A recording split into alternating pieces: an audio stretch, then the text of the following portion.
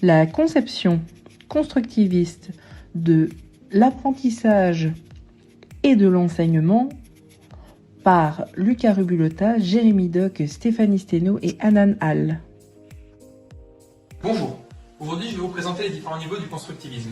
En effet, il existe trois grandes tendances qui peuvent parfois mener à une certaine confusion. Ces trois niveaux sont le constructivisme pédagogique, le socio-constructivisme et le constructivisme épistémologique. Commençons par le constructivisme pédagogique. Il s'agit du niveau de base qui est notamment représenté par Jean Piaget. Il met l'accent sur l'activité de l'apprenant. L'élève se doit donc d'être actif. Ensuite vient le socio-constructivisme. C'est le niveau modéré qui est notamment représenté par Vygotsky. Il met l'accent sur la médiation de l'adulte. L'élève se doit donc d'être social. Et enfin vient le constructivisme épistémologique qui est le niveau radical. Il est notamment représenté par Brunner et il met l'accent sur le contexte socioculturel dans la création de la connaissance. Dans ce cas-ci, l'élève se doit donc d'être créatif. Parlons maintenant des conceptions de l'enseignement.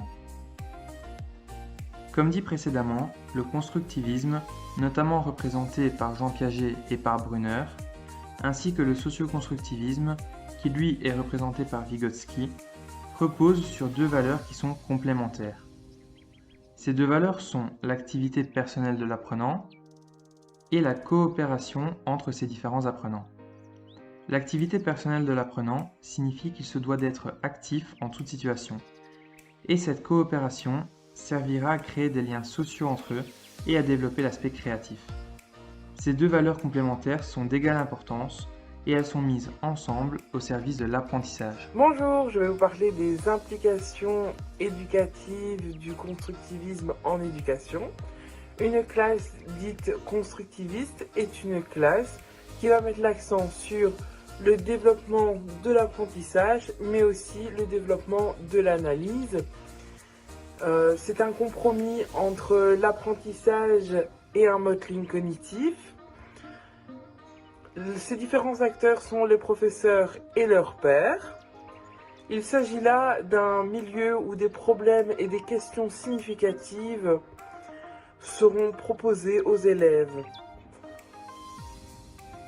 Je viens de vous parler des implications éducatives du constructivisme en éducation.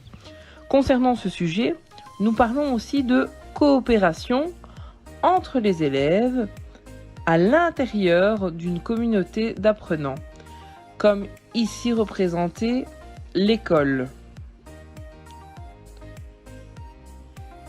Ces communications et ces échanges encouragent de manière active le développement de la métacognition et une autorégulation de l'apprentissage des élèves. Bonjour, je vais vous parler de l'apprentissage par problème.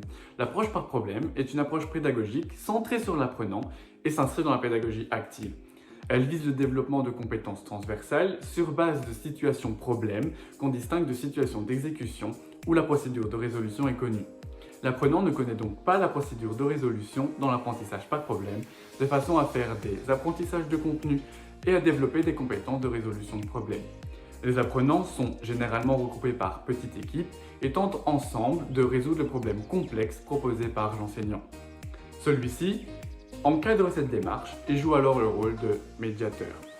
Lorsque le problème est résolu, les apprenants établissent le bilan de leurs apprentissages et recommencent le processus avec un nouveau problème. Bonjour, je vais vous parler de l'apprentissage par projet. Mais qu'est-ce que l'apprentissage par projet ? Il permet d'impliquer les élèves tout au long de leur apprentissage. Et c'est une stratégie d'enseignement qui répond à un grand nombre de critères constructivistes. L'apprentissage par projet est donc fortement lié au constructivisme. Mais quels sont ces fameux critères ? Il s'agit par exemple de l'engagement cognitif et affectif de l'apprenant, l'apprentissage significatif, le développement de compétences transversales et de la métacognition, les possibilités de transfert, etc. L'apprentissage par découverte favorise ainsi les rôles d'apprenant actif, social et créatif.